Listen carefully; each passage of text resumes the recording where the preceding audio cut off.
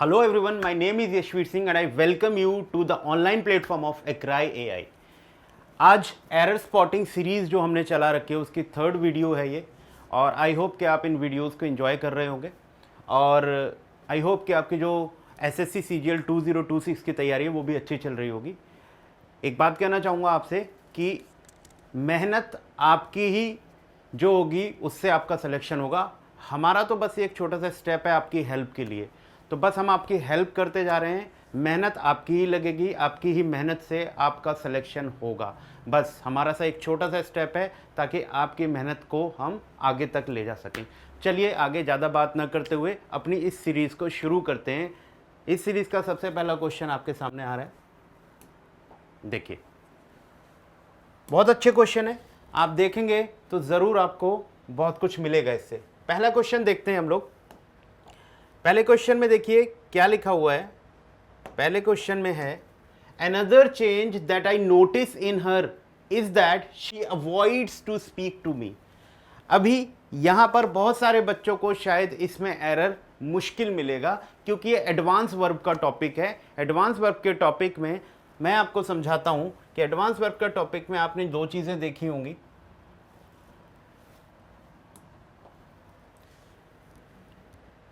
आपने पढ़ा होगा इन्फिनिटिव और आपने एक चीज पढ़ी होगी जेरंड। ठीक है, इन्फिनिटिव हमारा क्या होता है, टू के साथ जब हम वर्ब की बेस फॉर्म लगाते हैं, यानी कि मतलब वर्ब की फर्स्ट फॉर्म, तो वो हमारा इन्फिनिटिव होता है। और वर्ब में आईएनजी फॉर्म जब यूज होती है और वो नाउन की तरह काम करता है तो बच्चे उसको हम क्या कहते हैं, जेरंड फॉर्म कहते हैं। अब किसी भी सेंटेंस में जब एक से ज़्यादा वर्ब का यूज़ होता है तो उसमें एक वर्ब जो होती है वो मेन वर्ब होती है जिसे हम फाइनाइट वर्ब कहते हैं, और जो दूसरी वर्ब उसमें एक ही सेंटेंस में सब्जेक्ट में यूज़ होती है तो वो मेन वर्ब की तरह यूज़ ना होके उसको हम कैसे नॉन फाइनाइट वर्ब की तरह यूज़ करते हैं। और नॉन फाइनाइट वर्ब वो इन्फिनिटिव या जेरंड फॉर्म में आती है। देखने में भले ही वो आपको वर्ब लगती हो लेकिन बेसिकली वो काम करते हैं या तो नाउन का, या तो एडजेक्टिव का, या तो एडवर्ब का। अब इसी बात को समझना है। अब इनका यूजेस डिफरेंट होता है। आपको अगर नहीं पता है तो मैं बता रहा हूं, टू प्लस वी वर्ब की बेस फॉर्म हमेशा फ्यूचर एक्शंस के लिए लगाई जाती है। फ्यूचर एक्शंस यानी कि मतलब कि अगर आपको कोई काम फ्यूचर में करना है, अगर उसके लिए आप सेकंड वर्ब यूज कर रहे हो तो टू प्लस वी वन का यूज करो। जैसे अगर मैंने बोला आई लाइक टू स्विम, अगर इसको मैं बोलता हूं आई लाइक टू स्विम तो इसका मतलब है मैंने अभी तक स्विम किया नहीं है, मैं स्विम करूंगा, मुझे स्विम करना पसंद। आई लाइक टू स्विम का मतलब है मुझे स्विम करना पसंद है, इसका मतलब है मैंने अभी तक नहीं करी है, मैं फ्यूचर में पसंद करूंगा उसको। लेकिन अगर मैं बोलूं I like swimming, I like swimming, तो इसका मतलब यह है कि स्विमिंग में लाइक करता हूं क्योंकि वो मैं पहले से करता आ रहा हूं। यानी कि मतलब ये जो एक्शन है इस एक्शन से पहले भी हो रहा है और ये जो एक्शन है इस एक्शन के बाद ही होगा।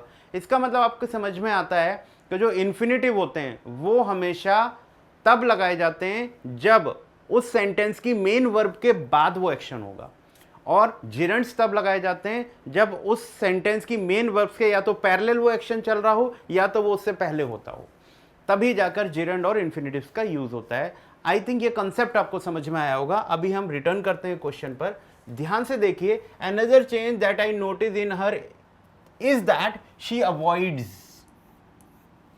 जब आप मेन वर्ब अवॉइड्स देखते हो तो अवॉइड आप क्या करते हो, कोई ऐसा एक्शन जो पहले से ही कर रहे हो आप। मान लो अगर अभी आपको मैं कहूं कि आप ये कर लो और वो नहीं करो, इसका मतलब आपने पहले भी उसे अवॉइड किया होगा। तो ऐसे अवॉइड के बाद लगाए जाने वाले एक्शंस जो होते हैं वो ऐसे एक्शन होते हैं जो अवॉइड की मेन वर्ब से पहले हुए होते हैं। इसका मतलब है कि अवॉइड के बाद जब आप टू स्पीक लिख रहे हो तो ये गलत हो गया, हमें यहां पर स्पीकिंग लिखना पड़ेगा। स्पीकिंग, ठीक है, बात समझ में आती है। यानी कि मतलब ऐसे एक्शन जो चीज आप अवॉइड करते हो वो पहले ही करते रहे होगे ना, अब आगे जब बोला जा रहा है तो वो भी फिर अवॉइड करोगे क्योंकि पहले उसे आप पसंद करते नहीं हो। इसलिए यहां पर टू स्पीक नहीं आएगा, यहां पर स्पीकिंग आएगा। आई होप ये क्वेश्चन आपको समझ में आया होगा। चलिए नेक्स्ट क्वेश्चन पर चलते हैं बच्चों। There is renewed sense of urgency in completing project.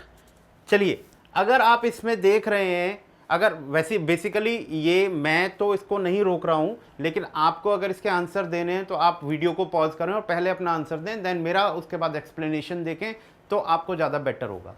अभी अगर इसमें अगर आप एरर निकालने की कोशिश कर रहे हो तो मैं आपको बता देता हूँ कि इसके अंदर नो एरर है। याद रखें कि ज़बरदस्ती एरर नहीं निकालना है। इसका मतलब ये नहीं है कि आप एरर ओमिशंस कर रहे हो तो उसमें 100% एरर होगा, नहीं, आपको बहुत ध्यान से देखना है, उसमें एरर नहीं भी हो सकता है। तो ये वाला सेंटेंस जो है वो हमारा क्या है, नो एरर का है। There is renewed sense of urgency in completing the project. ठीक है, तो आप ध्यान रखें इस बात का कि हर सेंटेंस में एरर नहीं होता, जबरदस्ती एरर निकालने की कोशिश ना किया करें। नेक्स्ट देखिए, each boy was given a toy as a parting gift which made them happy. Each boy के बाद हमें क्या है, सिंगुलर सब्जेक्ट चाहिए होता है, तो सिंगुलर सब्जेक्ट है। अगर सिंगुलर सब्जेक्ट है तो वॉज सिंगुलर वर्ब लगी हुई है। वॉज के बाद हमेशा वर्ब की थर्ड फॉर्म या वर्ब की आईएनजी फॉर्म आती है। वर्ब की थर्ड फॉर्म आप तब लगाते हो जब आप एक्शन को रिसीव कर रहे होते हो। तो यहां पर बॉय ने दिया है, बॉय को मिला है, तो आपको पता है ये एक्शन रिसीव किया जा रहा है बॉय के थ्रू, तो थर्ड फॉर्म आ गई। अगर देते तो गिविंग हो जाता। ठीक है, यहां तक ठीक है। अ टॉय भी ठीक है, एज अ पार्टिंग गिफ्ट यहां तक ठीक है। विच, और ये विच किसके लिए लगाया, पार्टिंग गिफ्ट के लिए। मेड दैम हैप्पी, और ये दैम किसके लिए लगाया, बॉय के लिए। अब यहां पर एक कंफ्यूजन बच्चे को हो सकता है, जो कंफ्यूजन मैं आपका दूर कर देता हूं। कुछ पिछली क्लासेस में मैंने आपको बताया था ईच के बाद जो भी नाउन लगेगा वो सिंगुलर लगेगा, तो ईच के बाद सिंगुलर लगाए, और उसके बाद जो वर्ब लगेगी वो सिंगुलर वर्ब लगेगी, ये भी मैंने बताया था। फिर उसके बाद मैंने आपको ये भी बताया था कि ईच बॉय, जब भी ईच किसी के साथ लगता है उससे रिलेटेड जितने भी वर्ड होते हैं वो सब सिंगुलर फॉर्म में आने चाहिए। लेकिन यहां पर इसने क्या लगाया हुआ है, देम लगाया हुआ है। तो तुम में से कुछ बच्चों को ये क्वेश्चन आ सकता है कि सर यहाँ हिज क्यों नहीं लगाया है। तो आपको ये ध्यान रखना है, मैंने पिछली क्लासेस में भी ये बताई थी, अगर आपने ध्यान से सुना होगा, कि भाई ईच और एवरी अपने पहले सेंटेंस में ही सिंगुलर रहते हैं। अगर वो पहले सेंटेंस में हैं तो पहले सेंटेंस में उनकी सारी की सारी चीजें सिंगुलर लगाई जाएंगी। लेकिन जैसे ही ईच और एवरी का नेक्स्ट सेंटेंस शुरू होगा वहां पर वो प्लूरल हो जाते हैं। तो यहां देखो, पार्टिंग गिफ्ट तक पहला सेंटेंस था और विच से दूसरा सेंटेंस शुरू हो गया। जैसे ही तुम दूसरा सेंटेंस शुरू करोगे तो ईच बॉय देम में कन्वर्ट हो जाएगा, क्योंकि ईच का एवरी का प्रोनाउन हमेशा प्लूरल होता है। तो ये यहां पर ठीक है। हाँ, अगर यहां तक सेंटेंस में कहीं ये लिखा होता देम तो ये गलत हो जाता, वहां पर हिज लिखा जाता। आई थिंक ये बात क्लियर हो गई होगी आप लोगों को। बाकी इस सेंटेंस में भी क्या है बच्चों, नो एरर है। चलिए नेक्स्ट क्वेश्चन देखते हैं बच्चों। One of the state in which there was a severe drought last year is Maharashtra. देखिए, ये बहुत अच्छा कॉन्सेप्ट है और बहुत सारे बच्चे इसमें कंफ्यूज भी होते हैं। मैं आपको समझा देता हूं। ये जो फ्रेज आता है ना वन ऑफ करके, इसके बारे में एक बात ध्यान रखेंगे हमेशा आप। जब भी ये फ्रेज आएगा ना वन ऑफ करके और उसके बाद नाउन आएगा, तो ये बात आप हमेशा ध्यान रखें, हमेशा, कि वन ऑफ में जो ऑफ प्रेपोजिशन होती है ना बच्चों, ऑफ प्रेपोजिशन, ये बेसिकली तो तीन तरीके से काम करती है, लेकिन मैं इसके दो यूजेस आपको बताता हूं। ऑफ प्रेपोजिशन जो होती है, एक तो रिलेशन शो करती है, रिलेशन, और दूसरा ये पार्ट ऑफ टोटल बताती है, पार्ट ऑफ टोटल। तो जब बात रिलेशन की हो तब की बात नहीं है। जैसे मैंने बोला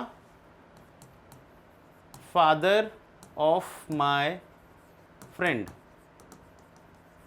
तो यहां पर मैं रिलेशन बता रहा हूं, यहां टोटल का पार्ट नहीं बता रहा हूं, रिलेशन बता रहा हूं। उस केस में तो ये जो ऑफ के बाद वाला नाउन है ये प्लूरल नहीं होता है, क्योंकि ये रिलेशन बता रहा है। लेकिन जब ये पार्ट ऑफ टोटल बताता है तो पार्ट यहां आ गया, उसके बाद ऑफ लगा और टोटल आप यहां लिखोगे। तो अगर आप थोड़ी सी भी कॉमन सेंस रखते हैं तो ये बात आप सबको पता होगी कि पार्ट जो होता है वो टोटल से हमेशा कम होता है और टोटल पार्ट से हमेशा ज्यादा होना चाहिए। ठीक है, ये बहुत सिंपल सी बात है। जो मैथमेटिक्स नॉर्मल भी जनरल मैथमेटिक्स को जानते हैं वो जानते हैं कि टोटल हमेशा पार्ट से ज्यादा होता है और पार्ट हमेशा टोटल से कम होता है। तो हमें यही ध्यान रखना है कि वन ऑफ द स्टेट जब हम कर रहे हैं तो हम टोटल में से पार्ट निकाल रहे हैं। तो जब हम टोटल में से पार्ट निकालेंगे, इसका मैं एक एग्जांपल और दे सकता हूं। मैं लिखूं हंड्रेड्स ऑफ, या मैं लिखूं थाउजेंड्स ऑफ हंड्रेड्स। तो आपको ये समझ में आता होगा, 100 में से थाउजेंड्स नहीं निकाल सकते आप, 100 में से 1000 नहीं निकाल सकते, 1000 में से 100 निकाल सकते हो, क्योंकि इसको तुमने टोटल बना लिया और इसको तुमने पार्ट बना लिया। तो पार्ट कभी टोटल से ज्यादा हो ही नहीं सकता। तो यही कॉन्सेप्ट यहां काम करता है। अगर तुम यहां पर स्टेट लिख रहे हो तो ये भी 1 हुआ और यहां पर भी 1 ले रहे हो, तो 1 में से 1 कैसे निकाला जाएगा? 1 में से 1 निकालोगे तो 0 हो जाएगा ना। यानी कि मतलब अगर यहां 1 लिखा है तो यहां जो भी नाउन लिखा होगा टोटल में उसमें हमेशा एस लगना चाहिए, तो वो प्लूरल हो जाएगा। तो प्लूरल में से आप कम निकाल सकते हो, टोटल में से कम निकाल सकते हो, टोटल में से पूरा या फिर उससे ज्यादा नहीं निकाला जा सकता। तो यहां पर यही कॉन्सेप्ट है कि जब भी ये फ्रेज देखा जाए तो आपको ध्यान रखना है, जब भी टोटल का पार्ट बताया जाए तो पार्ट से टोटल ज्यादा होना चाहिए। लेकिन ऐसा भी मत रख लेना कि 1 ऑफ के बाद जब भी या यहां पर टोटल जो होता है वो हमेशा प्लूरल होगा। आपको कॉमन सेंस का याद रखना। मान लो मैंने यहां हाफ लिख दिया, हाफ ऑफ द मैंगो, तो यहां मैंगोस करने की भी जरूरत नहीं है हमें। क्यों? क्योंकि अभी टोटल हमारा पार्ट से ज्यादा ही है। आधा, ये आधा है और ये पूरा है, तो भी ठीक हो जाएगा। अब यहां प्लूरल लिखने की जरूरत नहीं है। और हाफ हमारी यूनिट होती है। अब हाफ 1 का आधा है तो 1 हम लिख सकते हैं, लेकिन हाफ अगर 10 का आधा हो तो फिर यहां प्लूरल ही होगा। तो वो डिपेंड करेगा, वो आपको देखना है कि भाई वहां पर टोटल कितना है और पार्ट कितना है।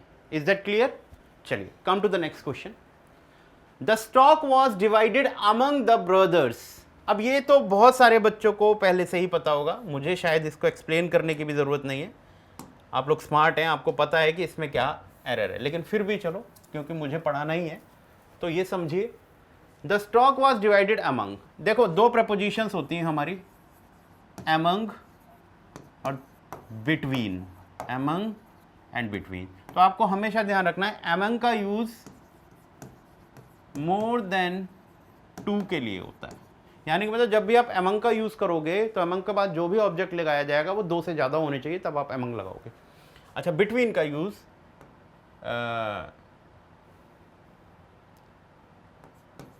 इनटू, बिटवीन का यूज 2 के बीच में होता है। ये बात ध्यान रखेंगे, बिटवीन 2 के लिए, या मैं बोलूं फॉर 2, फॉर 2। तो बिटवीन का यूज 2 लोगों के लिए किया जाता है, जबकि अमंग का यूज 2 से ज्यादा के लिए किया जाता है। तो यहां पर जो लिखा है the stock was divided among the 2 brothers, तो यहां अमंग न लिख के हमें क्या लिखना पड़ेगा बच्चों? Between. So this was the error of preposition. ये बहुत सिंपल सा एरर है, मोस्टली हर बच्चे को पता होता है, लेकिन फिर भी आपको ये रिवाइज हो गया है। चलिए नेक्स्ट क्वेश्चन पर आते हैं बच्चों। I will try to be on time but don't worry when I am late. ठीक है, अभी ध्यान रखना है, यहां पर कंजंक्शन का एरर है। व्हेन जो यूज होता है वो टाइम के लिए यूज होता है बच्चों। व्हेन का यूज क्या होता है? टाइम के लिए यूज होता है।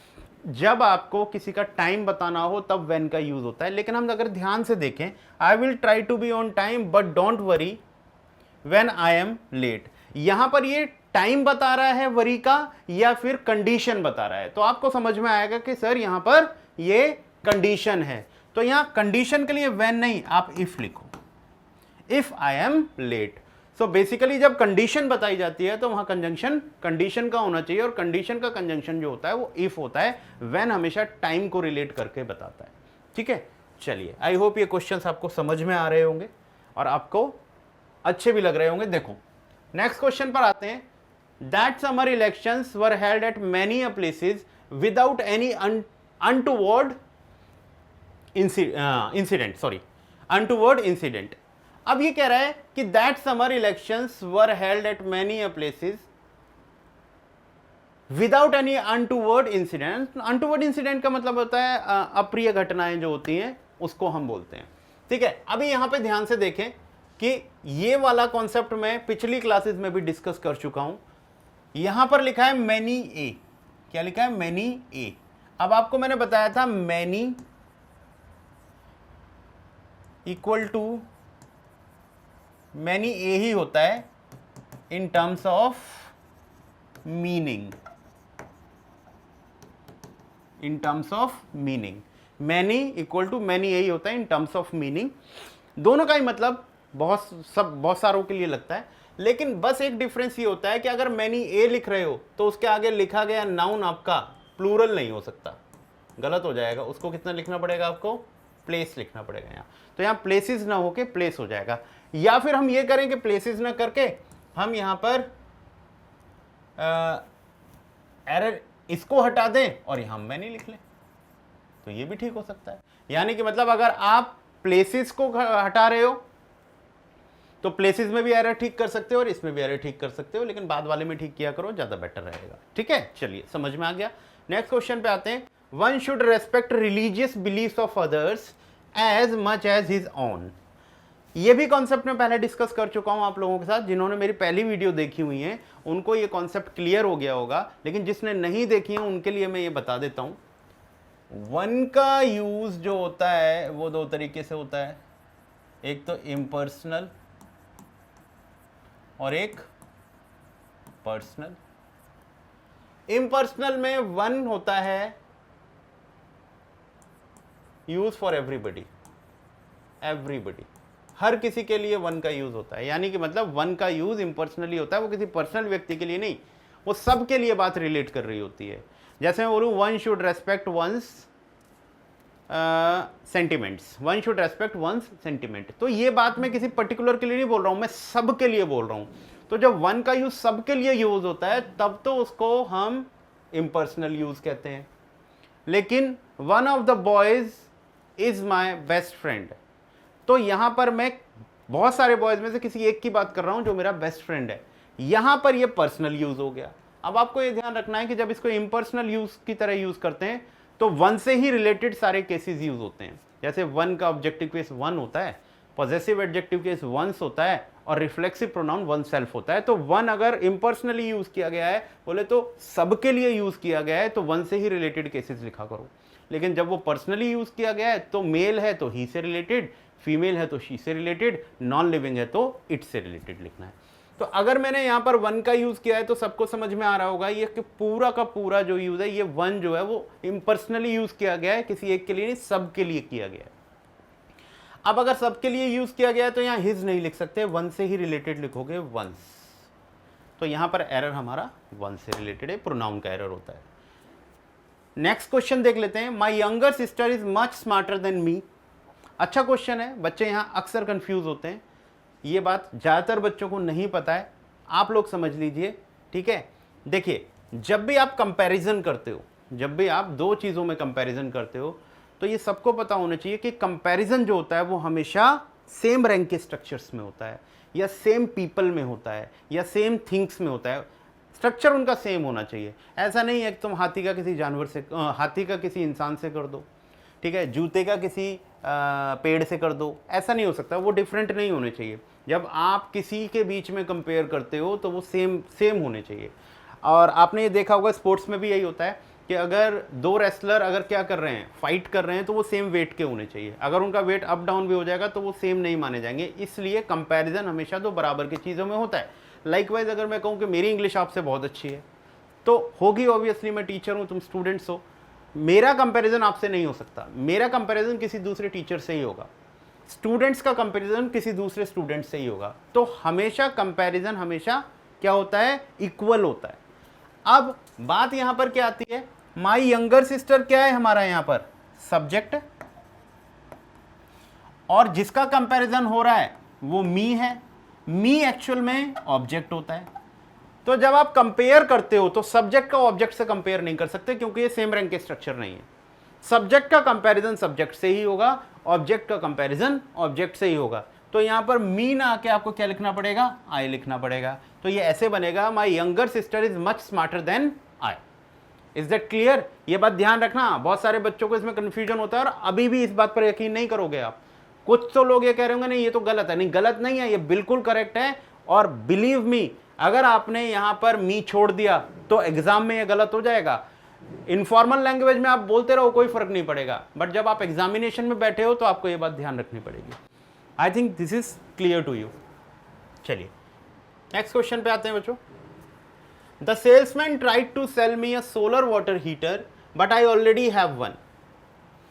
अब इसमें आप कोशिश ना करें एरर ढूंढने की, because there is no error in this sentence. इसका आंसर रहेगा हमारा नो एरर।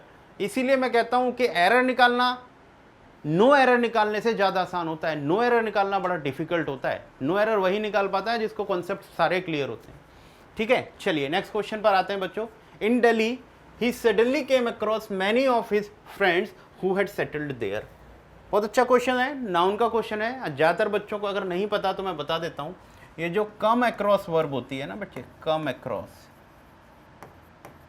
इसका मतलब सडन मीटिंग ही होता है। सडन मीटिंग मतलब आपने प्लान नहीं किया बट अचानक किसी से मिल लिए, इसी को हम कहते हैं कम अक्रॉस। जब भी कम अक्रॉस लिखा जाता है तो सडनली वर्ड नहीं लिखा जाता, क्योंकि कम अक्रॉस का मतलब ही सडन मीटिंग होता है। तो कम अक्रॉस में सडन लिखना गलत होता है, ये सुपरफ्लूअस होता है। ठीक है, सो आप कम अक्रॉस वर्ब के साथ सडनली नहीं लिखोगे, यही इसके अंदर एरर है। और आगे भी आप पेपर में ध्यान रखोगे, ये यूजुअली पूछ लिया जाता है। So question 12 is the last question of our session, तो इसको ध्यान से सुने। ठीक है, it was suggested by the doctor that the patient should be taken care.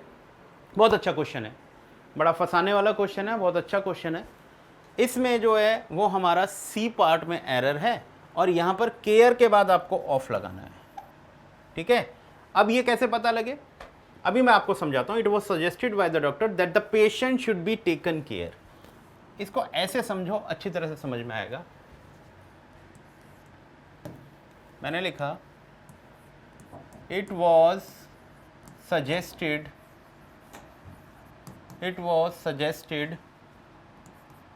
by the doctor that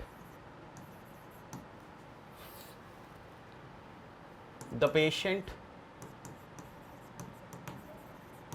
should be taken care। ठीक है, अभी आपको अगर ध्यान से ये समझना है तो मैं ऐसे समझाता हूं। ये जैसे मैंने बोला, I have a chair to sit. I have a chair to sit. अब आप ध्यान से देखो, यहां पर हम दो वर्ब का यूज कर रहे हैं, एक हैव का और एक सिट का। तो हैव वर्ब का पोजेशन तो चेयर हो गया, लेकिन सिट वर्ब का ऑब्जेक्ट है क्या? देखिए, ध्यान से देखिए, सिट एक इंट्रांसिटिव वर्ब होता है। सिट के बाद आप कहां बैठ रहे हो आपको यह बताना है। अब अगर मैं बोलूं सिट चेयर, तो आप कहोगे सर ये कोई सेंस नहीं बैठेगा, सिट चेयर नहीं होगा, sit in the chair. Sit in the chair, in तब लगाते हैं जब जो चेयर जो होती है वो हमारी आर्म्स वाली चेयर होती है, तो इन लगाओ। अगर चेयर बिना विदाउट आर्म्स है तो ऑन भी लगाया जा सकता है, सिट ऑन द चेयर। जब विदाउट आर्म्स है और आर्म्स वाली है तो इन द चेयर, तो सिट इन द चेयर बोलोगे। अब यहां पर सिट किस पर बैठ रहे हो आप? चेयर पर। लेकिन प्रॉब्लम यह है कि सिट वर्ब का ये डायरेक्ट ऑब्जेक्ट नहीं है। सिट वर्ब का चेयर जो है वो डायरेक्ट ऑब्जेक्ट नहीं है। तो जब किसी वर्ब का कोई नाउन डायरेक्ट ऑब्जेक्ट नहीं होता तो वो इनडायरेक्ट ऑब्जेक्ट बनाना पड़ता है। कैसे? प्रीपोजिशन के थ्रू। अब अगर इस चेयर को हम इसका इनडायरेक्ट ऑब्जेक्ट बनाएंगे तो यहाँ इन लिखना पड़ेगा ना बच्चे, तब जाके कंप्लीट होगा ना। I have a chair to sit in. ऐसे ही अगर मैं लूं I have a house to live, अब लिव का ये डायरेक्ट ऑब्जेक्ट नहीं है, लेकिन लिव अगर हाउस के बाद आता, लिव के बाद हाउस आता तो इन लगाना पड़ता ना। तो ये जो हाउस है इस लिव वर्ब का इनडायरेक्ट ऑब्जेक्ट है। तो जब भी कभी वर्ब आ जाए सेंटेंस के लास्ट में और उसका ऑब्जेक्ट उससे पहले आ जाए, कोई ऑब्जेक्ट पहले रखा है, तो आपको ये चेक करना है वो जो ऑब्जेक्ट है वो वर्ब का डायरेक्ट ऑब्जेक्ट है या वो प्रीपोजिशन का ऑब्जेक्ट है। अगर वो वर्ब का डायरेक्ट ऑब्जेक्ट होगा तब तो तुम्हें प्रीपोजिशन ऐड करने की जरूरत नहीं है, लेकिन अगर वो वर्ब का डायरेक्ट ऑब्जेक्ट नहीं है, वो किसी प्रीपोजिशन का ही ऑब्जेक्ट होगा, तो फिर तुम्हें एप्रोप्रिएट प्रीपोजिशन लगानी पड़ती है। इसका एक एग्जांपल देता हूं। जैसे ईट है, मैंने बोला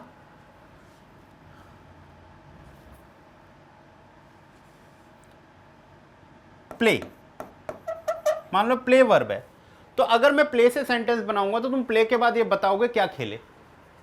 आई प्ले क्रिकेट। अब प्ले के बाद क्रिकेट के बीच में कोई प्रीपोजिशन आई या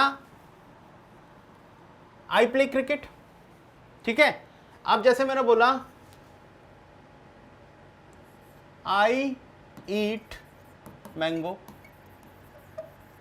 अब ईट का डायरेक्ट ऑब्जेक्ट मैंगो है, यहां पे बीच में प्रीपोजिशन लगाने की आपको बिल्कुल जरूरत नहीं है। लेकिन इसी को अगर मैं ऐसे लिखूं, I have a mango to eat, क्या अब यहां ईट के आगे प्रीपोजिशन लगाओगे आप? नहीं, क्योंकि ईट का डायरेक्ट ऑब्जेक्ट मैंगो है। तो जब हम यहां प्रीपोजिशन नहीं लगा रहे तो यहां भी नहीं लगेगी, क्योंकि ईट का ऑब्जेक्ट मैंगो डायरेक्ट है। लेकिन अगर मैं ये लिखूं, I live in a house, I live in a house, तो तुमने देखा लिव के बाद हाउस को कनेक्ट करने के लिए, उसे इनडायरेक्ट ऑब्जेक्ट बनाने के लिए हमें इन की जरूरत पड़ी। तो इसी को अगर मैं लिखूं, I have a house to live, अब लिव का इनडायरेक्ट ऑब्जेक्ट है तो इन तो यहां लगाना पड़ेगा ना बच्चों। तो यही बात ध्यान रखनी है कि अगर कभी भी सेंटेंस फिनिश हो रहा है किसी वर्ब पर, और उस वर्ब से पहले कोई नाउन लिखा हुआ है और आपको लगता है कि इस वर्ब का इससे रिलेशन है, तो रिलेशन दो चेक करोगे आप, क्या वो उसका डायरेक्ट ऑब्जेक्ट है या इनडायरेक्ट ऑब्जेक्ट है। अगर वो डायरेक्ट ऑब्जेक्ट है तो प्रीपोजिशन नहीं आएगी, अगर वो इनडायरेक्ट ऑब्जेक्ट है तो ऑब्वियसली एक प्रीपोजिशन आएगी। सेम कॉन्सेप्ट बच्चे यहां पर भी है। It was suggested by the doctor that the patient should be taken care. Taken care किसकी हो रही है? पेशेंट की। तो टेकन केयर का ऑब्जेक्ट पेशेंट होगा, है ना। अब पेशेंट टेकन केयर का डायरेक्ट ऑब्जेक्ट है या इनडायरेक्ट ऑब्जेक्ट है, ये सेंटेंस से पता लग जाएगा। He the doctor is taken care patient. कोई सेंस बन रहा है इस बात का? आप कहोगे नहीं सर यहां ऑफ लगा लो।